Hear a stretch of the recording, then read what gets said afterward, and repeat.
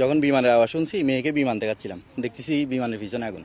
তারপর আমি সাথে সাথে দূরে নদীর পাড়ে গেছি, ততক্ষণ দেখতেছি বিমানটা এভাবে ঢুকছে। তারপর পাইলট দুইজনই প্যারাশুট দিয়ে বেরিয়ে গেছে, একজন একটু দেরিতে বেরিয়েছে, একজন উপরে ছিল, একজন নিচে। তারপর ওটা বিমান সাথে সাথে ডুবে গেছে একটা বিকট শব্দ হয়ে। আকাশে থাকা অবস্থায় ওরা বিমানটাকে এই নদীর দিকে তাক করছে, তারপর ওরা বেরিয়েছে। তো আমি যেটুকু দেখলাম যে ওই এরপরে ওই নৌকা 11 নম্বরের ঘাট আছে না, ঘাটের বুট ওই যাত্রী পারাবারের বুট গিয়ে ওদেরকে উদ্ধার করছে। আমি বিমান বাহিনীতে জব করি, তো আমাদের বিমানটা হচ্ছে এইখান থেকে হচ্ছে ফ্লাই করার জন্য উঠছে, ওঠার পরে মানে হয়তো একটু সমস্যা দেখা দিছে, এই জন্য হচ্ছে যখন উপরে উঠছে তখন হচ্ছে আগুন জ্বলতেছিল। তো মানে বিমানটা সেভ করার জন্য যে মানে অন্য ক্ষয়ক্ষতি না হয় এই জন্য হয়তো পাইলট স্যাররা হচ্ছে বিমানটা মানে নদীতে ফালানোর জন্য তারা আসতে ওইখান দিয়ে লাফ দিচ্ছে। দক্ষিণ দিকের থেকে আগুন ধরে আসছে, আগুন ধরে এসে এই সবুজ বয়াটা বরাবর গিয়ে ওটা আগুন ধরে ফুটে পড়ছে নদীর মধ্যে।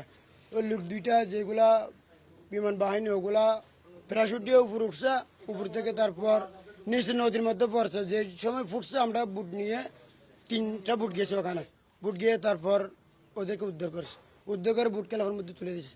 বিমানটা এদিক দিয়ে আসছে, এসে নিচে নামছে, নিচে নামার পরে ওটা ফুটে বয়ার সবুজ বয়ার পাশে পড়ছে, পরে ওরা প্যারাশুট নেমে নামতেছে, নিচে নেমে নদীতে পড়ে গেছে।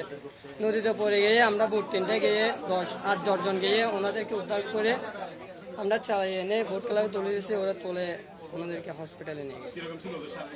ওদের একজন দিয়ে ফেনা চলে আসছে, আর একজন ক্যাপ্টেন, উনি একটু সুস্থ আছে। বিমানটি এদিক থেকে আসছিল, এরা মহড়াতে ছিল আর কি বিমানটি। এদিক থেকে আসার পরে এদিকে যখন আসছে তখন দেখছি বিমানের পিছনে আগুন জ্বলতে আছে।